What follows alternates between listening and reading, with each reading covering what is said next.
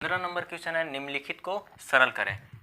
उसका first number question है 12 का स्क्वायर माइनस 11 का स्क्वायर प्लस 16 का स्क्वायर माइनस 15 का स्क्वायर। याद कीजिए ये 9th नंबर क्वेश्चन 3.1 का 9th नंबर क्वेश्चन ऐसे हम बताए थे कि कोई संख्या का स्क्वायर, ठीक है, कोई संख्या का स्क्वायर और उसको घटाना पड़े एक संख्या पहले का स्क्वायर से। देखिए जैसे ये देखिए तो 12 और 11 का अंतर क्या होता है, 1 का होता है, और इन दोनों को स्क्वायर के घटाने के लिए बोले, ठीक है, यानी कि 12 का स्क्वायर और 11 का स्क्वायर।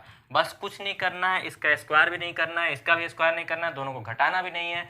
बस ट्रिक बताए थे कि इस 12 और 11 को क्या करना है, सिर्फ ऐड कर देना है। अगर ऐड कर देंगे तो हम लोग स्क्वायर भी करेंगे ना तो वही आएगा। इन दोनों का स्क्वायर करेंगे और घटाएंगे तो जो मेरा आंसर आएगा इन दोनों को जोड़ के वही आंसर आने वाला है, ठीक है। जैसे देखिए ये 16 और 15 का अंतर क्या है, 16 में से 15 का अंतर 1 का है, ठीक है, और इन दोनों का स्क्वायर करके घटाना है। इसीलिए इसी का हम ट्रिक बताए थे 9वां क्वेश्चन में 3.1 का। देखिए सेम टू सेम वही है, बस कुछ नहीं है, जितना बड़ा दिख रहा है उतना है नहीं, एकदम 2 लाइन का है। देखिए कैसे 12 का स्क्वायर है 11 का स्क्वायर, 1 का अंतर होना चाहिए, ठीक है, 1 का अंतर होना चाहिए और घटाना होना चाहिए। तो क्या करेंगे हम इसको, बस कुछ नहीं करना है, इन दोनों को जोड़ देना है, 12 और 11 को जोड़ देना है, ठीक। यहाँ पर बीच में प्लस है तो प्लस कर दिए, इस दोनों को भी जोड़ देना है, 16 और 15 1 का अंतर है, जोड़ देना है, बस 16 और 15 जोड़ देते हैं। इन दोनों को जोड़ते हैं तो ये हो जाएगा हमारे पास कितना, 23, ठीक है, 2 1 3 1 1 2, और ये कितना हो जाएगा 6 5 11 2 1 3, ठीक है। तो 6 5 11, ठीक है।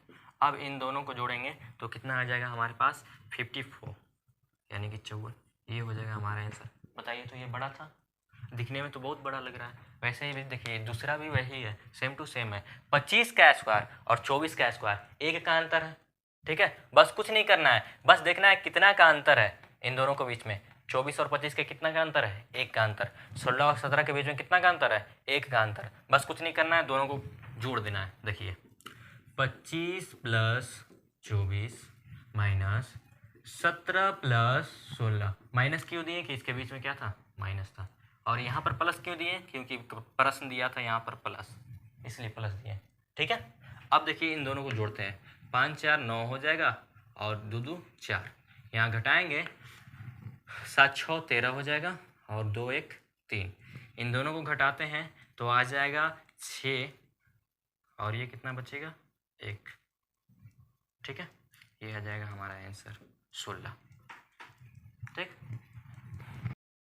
तीसरा नंबर क्वेश्चन पर बढ़ते हैं तो क्या है 68 का स्क्वायर, और देखिए एक अंतर है 68 67, ठीक है, एक का अंतर है, तो इन दोनों को क्या करना है, बस जोड़ देना है। देखिए 4 और 3 क्या करना है, इन दोनों को जोड़ देना है। सिर्फ हमको अंतर देखना है, एक का अंतर होना चाहिए और दोनों का क्या होना चाहिए, स्क्वायर होना चाहिए। तो देखिए अब इसको कैसे सोल्व करेंगे, देखिए बहुत आसानी तरीके से इन दोनों को जोड़ देंगे, 68 और 67, ठीक है। यहाँ पर बीच में गुना है, देखिए बीच में गुना है तो हम गुना कर दिए, 4 और 3 है तो इनको भी जोड़ देंगे, ठीक है। अब आगे बढ़ते हैं, इन दोनों को जोड़ते हैं तो 8 7 हो जाएगा 15, ठीक है, हाथ में 1 और 6 6 12 1 13, और करेंगे इसको गुना करेंगे तो ये हो जाएगा 7, अब गुना करेंगे तो 7 बच्चे 35 और 7 21 3 24 और 7 2 9, आ जाएगा हमारे पास 945 आंसर। देखिए 29 और 28 एक का अंतर है, 2 और 1 एक का अंतर है, इन दोनों को जोड़ देना है। देखिए 29 और 28, बीच में प्लस है तो प्लस कर देते हैं, 2 और 1 क्या करना है, जोड़ देना है। 29 और 28 जोड़ते हैं तो 9 8 हो जाएगा 17, ठीक है, और 2 2 4 1 5, इन दोनों को जोड़ देना है 3 से, ये कितना आ जाएगा हमारे पास 60। 16 नंबर क्वेश्चन है निम्नलिखित संख्याएं स्पष्ट रूप से पूर्ण वर्ग संख्या नहीं है, यानी कि पहले से ही बताया गया कि पूर्ण वर्ग संख्या नहीं है। अब क्या कर रहा है, इसकी कारण बताएं कि वह पूर्ण वर्ग संख्या क्यों नहीं है, ठीक है। तो देखिए इसका हम कारण बताते हैं कि ये पूर्ण वर्ग संख्या क्यों नहीं है। देखिए एक पिछला वीडियो में हमने शुरू में 3.1 का जब स्टार्ट किए थे तो बताए थे कि कैसे पूर्ण संख्या होगा और पूर्ण वर्ग संख्या नहीं होगा, उसका क्या ट्रिक है, क्या लास्ट में होना चाहिए, क्या नहीं होना चाहिए, वीडियो बना दिया है। ठीक है, अगर देखना चाहते हैं तो पिछला वीडियो देख लीजिए। ठीक है, उससे सभी समझ में आ जाएगा। ऐसा नहीं कि अभी नहीं समझ में आएगा, अभी भी समझ में आएगा, हम बताएंगे। देखिए, हम बोल रहे थे कि देखिए ये पूर्ण वर्ग संख्या नहीं दिया हुआ है, ये चारों जितना भी है ये पूर्ण वर्ग संख्या नहीं है, बस इसका कारण देना है। तो देखिए, तो इसके लास्ट में कितना जीरो की संख्या कितना है हमारे पास, देखिए तो 1 2 3, और 3 क्या होता है, विषम संख्या होता है। हम बोले हैं कि जिस भी संख्या के लास्ट में विषम जीरो हो, शून्यों की संख्या कितना हो, विषम हो, वह पूर्ण वर्ग नहीं होगा। क्या होगा, नहीं होगा। तो हम क्या कहेंगे, इस संख्या के अंत में शून्यों की संख्या विषम है, इसलिए ये क्या है, पूर्ण वर्ग नहीं है। ठीक है, आगे बढ़ते हैं। अब दूसरा बढ़ते हैं, 2 2 2 2 कितना है, 6 2 है। ठीक है, हमको कितना 2 है उससे हमको मतलब नहीं है। हम क्या बताए थे, हम बताए थे कि किसी भी संख्या के अंत में 2 3 7 8 रहे तो वह पूर्ण वर्ग संख्या नहीं होगा। फिर से, जिस संख्या के अंत में 2 3 7 8 रहे वह पूर्ण वर्ग संख्या नहीं होगा। इस संख्या के अंत में क्या है, देखिए तो 2 है 2, तो क्या इसका देंगे, इस क्योंकि इस संख्या के अंत में 2 है, ये क्या है, पूर्ण वर्ग नहीं है।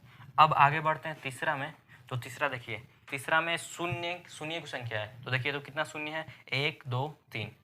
ठीक है, कितना संख्या है, 3 संख्या है, और 3 क्या होता है, विषम होता है। और बोले हैं कि विषम जीरो रहे या विषम शून्य रहे तो पूर्ण संख्या नहीं रहेगा। देखिए ये 64 है, तो 64 का 8 का स्क्वायर होता है, लेकिन यहाँ पर 2 ठो जीरो रहता है ना, तो 80 का हो जाता। अगर एक और जीरो, 4 ठो जीरो रहता तो 800 का हो जाता।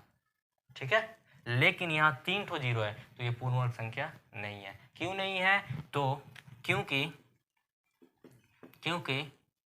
इसकी शून्यों की संख्या विषम है। ठीक है, आगे बढ़ते हैं चौथा नंबर पर। चौथा नंबर देखिए तो ये शून्य नहीं है, लेकिन इसके लास्ट में क्या है, 2 है। हम बोले 2 3 7 और 8 रहे, जिस संख्या के अंत में जो है 2 3 7 8, तो वो पूर्ण वर्ग संख्या नहीं होगा। तो देखिए तो इसके संख्या लास्ट में कितना है, 2 है, तो ये क्या हो जाएगा, पूर्ण वर्ग नहीं होगा। इसको कैसे लिखेंगे, क्योंकि इस संख्या के अंत में क्या है, 2 है, इसलिए ये क्या है, पूर्ण वर्ग संख्या नहीं है।